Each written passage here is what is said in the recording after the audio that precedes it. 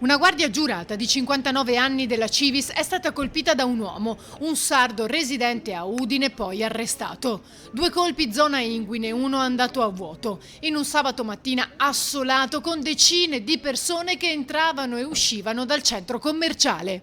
Tutto è accaduto nell'accesso di servizio che dall'interno del centro commerciale porta all'esterno dove si trovava il furgone portavalori. Ecco perché chi si trovava qui ha sentito nettamente gli spari e si è spaventato.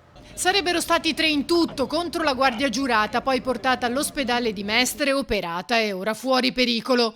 Secondo una prima ricostruzione, quando il 59enne, che avrebbe dovuto effettuare un prelievo da una cassa continua, si è accorto di ciò che stava succedendo, ha cercato di fermare il bandito colpendolo alla testa col calcio della pistola. A quel punto lui ha risposto sparando.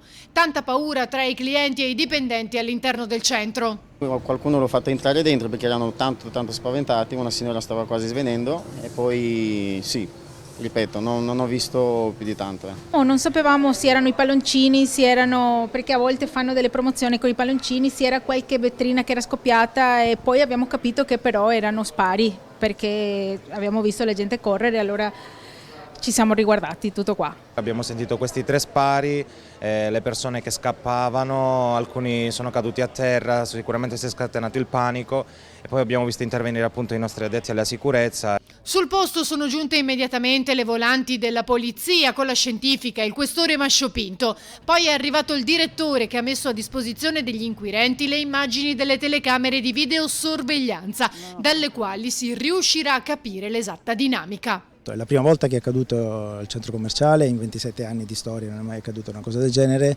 quindi ci troviamo ad affrontare anche una nuova situazione.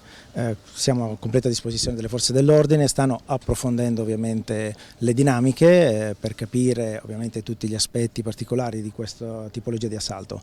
È un evento eccezionale, quindi stanno approfondendo.